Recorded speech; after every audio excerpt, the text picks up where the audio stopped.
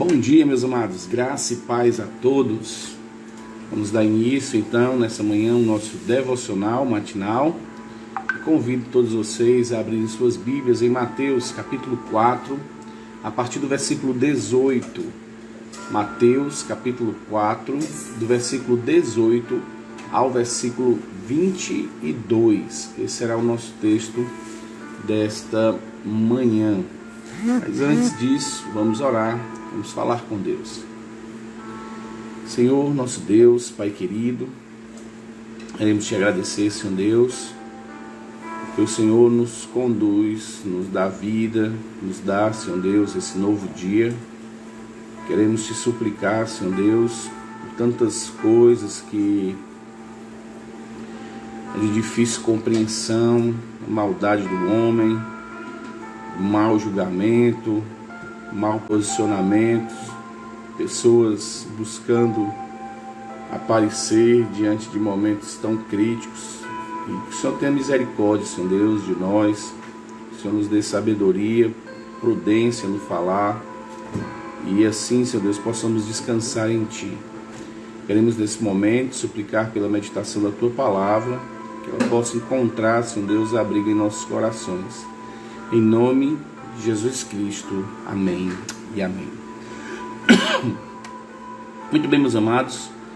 Nosso texto está em Mateus capítulo 4, a partir do versículo 18. Mateus capítulo 4, a partir do versículo 18, e vamos ver até o versículo 22, diz assim: Caminhando junto ao mar da Galileia, viu dois irmãos, Simão, chamado Pedro, e André, que lançavam as redes ao mar porque eram pescadores. E disse-lhes: Vinde após mim, e eu vos farei pescadores de homens. Então eles deixaram imediatamente as redes e o seguiram. Passando adiante, viu outros dois irmãos, Tiago, o filho de Zebedeu, e João, seu irmão, que estavam no barco na companhia de seu pai, consertando as redes, e chamou-os. Então eles, no mesmo instante, deixando o barco e o seu pai, o seguiram.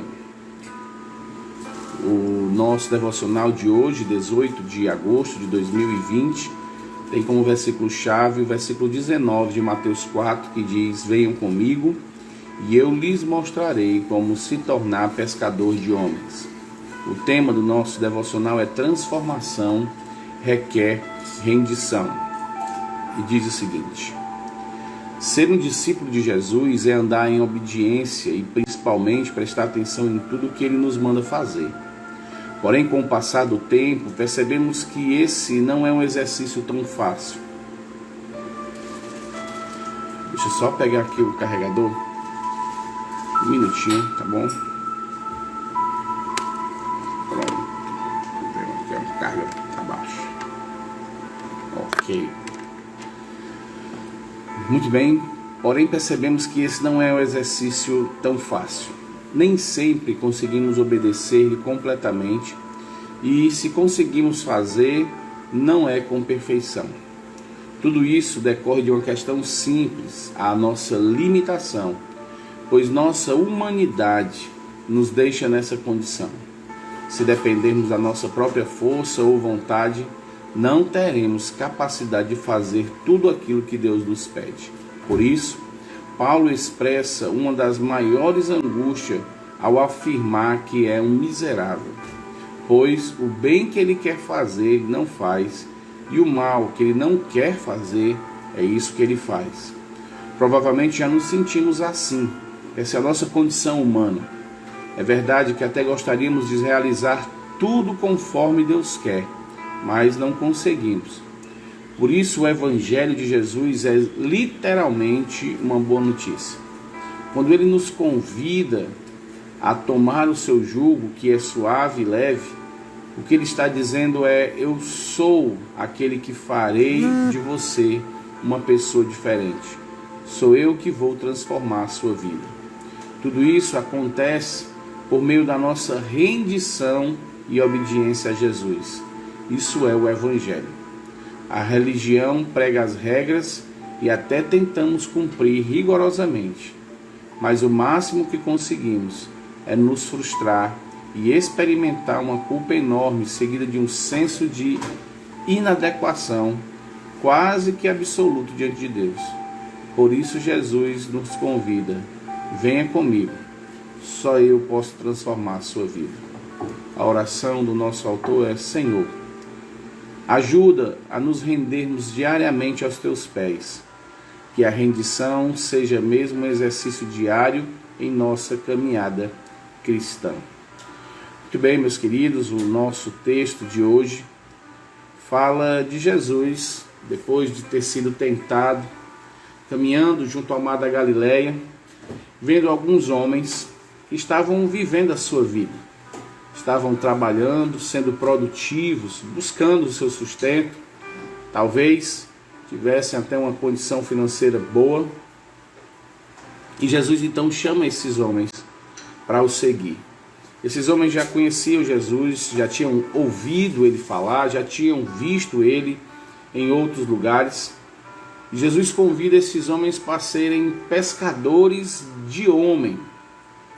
Eles deixariam de pescar peixes e agora passariam a ter uma nova forma de pescar. O nosso texto diz que Pedro e André lançaram imediatamente as redes e o seguiram. Depois ele vê Tiago e João e também chama esses dois e diz que os dois, no mesmo instante, deixam seu pai e o seguem. Amados, essa é a vida cristã. Nós estamos vivendo a nossa vida buscando aquilo que nos agrada, estamos buscando construir a nossa própria vida e estamos fazendo as nossas tarefas do dia a dia, do trabalho.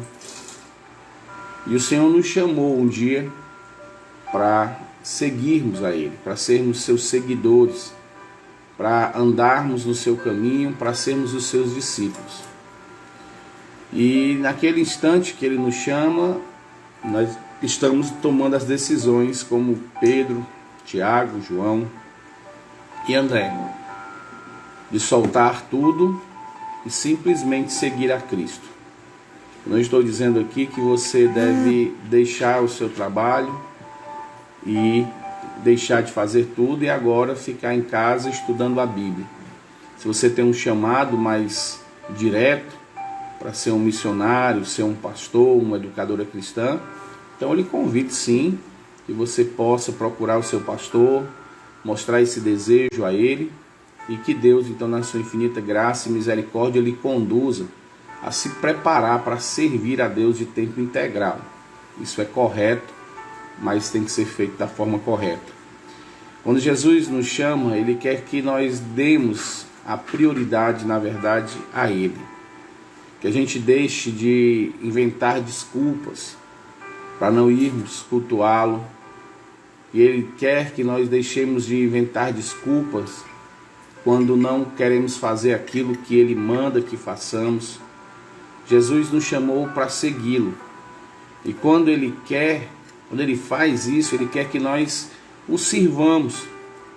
Nós devemos estar dispostos simplesmente a servir o nosso Senhor. E servimos o nosso Senhor quando servimos o nosso irmão. Ele quer que nós preguemos esse evangelho que transformou a nossa vida. Ele quer que mais pessoas ouçam o chamado e assim também venham a ser seu discípulo. Ele quer que nós então desenvolvamos esse ministério, porque é isso que ele diz lá em Mateus. Ele nos chama através da autoridade que foi dada ao Pai, a Ele, para que nós possamos fazer discípulos, batizando esses discípulos em nome do Pai, do Filho e do Espírito Santo, e ensinando esses discípulos a guardar tudo aquilo que Ele ordenou. E nós devemos fazer isso enquanto estamos nesse mundo, enquanto estamos indo, enquanto estamos vivendo. Esse é o nosso dever. Cada um tem sua função diferente na vida, cada um tem seu trabalho, né? Temos pessoas que trabalham em diversas áreas. E o que o Senhor quer é que você, onde você está, você sirva a Ele. Você faça aquilo que Ele quer. E o que é que Ele quer que façamos? É que cheguemos com os cabelos longos, que não usemos maquiagem, que andemos com a Bíblia debaixo do braço, gritando aos quatro ventos. Não.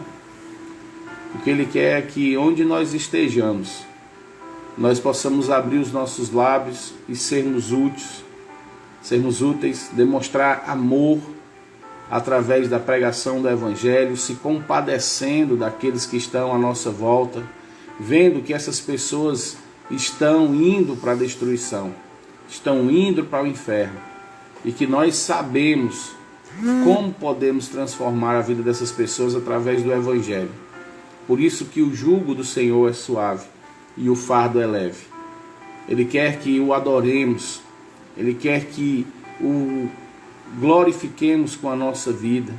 Ele quer que a nossa vida dê um testemunho de que precisamos dEle, que dependemos dEle, que vivemos com Ele. Ele não impõe muitas regras. Muitas vezes quem impõe regras são pastores, são igrejas, mas Ele não impõe regras. O que Ele quer é que nós vivamos para a glória dEle. E sigamos a Ele, sigamos os passos dEle. Sejamos semelhantes a Cristo. E Cristo foi um homem normal, que viveu em uma época que era difícil, assim como hoje, mas Ele simplesmente fez aquilo que o seu Senhor mandou, que era pregar o Evangelho e morrer por nós na cruz. E nós hoje, o que precisamos fazer é seguir os passos dele. Nós precisamos então entender que para que isso aconteça, nós temos que depender completamente dele e entendermos que para termos essa mudança na nossa vida, nós precisamos estar dispostos e nos rendermos à vontade dele, nos rendermos aos pés de Cristo, orarmos para ele, para que nos dê sabedoria, nos dê entendimento, nos dê prudência, nos dê condições de fazermos aquilo que Ele nos pede para fazer. Esse então é o nosso desafio todos os dias. Transformação requer rendição. E quando eu falo de transformação, lembra-se que não é a transformação para ficar em uma caricatura de alguém religiosa. Não é criar os trejeitos, o linguajar, não é ter a fisionomia externa de um religioso. Quem fazia isso eram os fariseus. O que ele está dizendo é para que você tenha a sua vida transformada por dentro e ela seja transformada externamente, você precisa se colocar à disposição do Senhor Jesus, ouvindo a sua palavra e estando sempre disposto a fazer aquilo que agrada a Deus. Lembre-se que são coisas às vezes que não conseguimos fazer, porque aquilo que nós devemos fazer nós não queremos. E a mais difícil de todas as coisas para termos transformação é exatamente fazermos o que Pedro, Tiago, André e João fizeram, que é renunciar todas as coisas desse mundo. É renunciar aquilo que pode nos prender. É deixarmos de dar tanta atenção às coisas desse mundo, olharmos muito para o nosso bem-estar financeiro, para o nosso bem-estar em casa, para termos o direito de comprarmos algo, para termos o prazer de usufruirmos das coisas desse mundo, e para que isso aconteça, investirmos a nossa vida nas coisas desse mundo e esquecermos de investirmos a nossa vida nas coisas celestiais. A lição que Deus nos dá é exatamente o inverso. Nós devemos acumular tesouros dos céus, onde a traça e a ferrugem não corroem, e nem onde o ladrão escava e rouba. Lá nos céus é que deve estar sendo guardado todo o nosso tesouro. E nós guardamos esses tesouros fazendo aquilo que agrada a Deus neste mundo.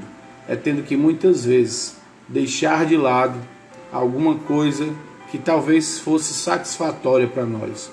É não pegarmos um segundo emprego, é não termos um tempo extra de lazer, mas nos doarmos para o reino, nos dispormos a pregar o Evangelho, não ficarmos sedentários em casa e termos a disponibilidade de sairmos e fazermos aquilo que o Senhor nos ordenou, que é pregar o Evangelho.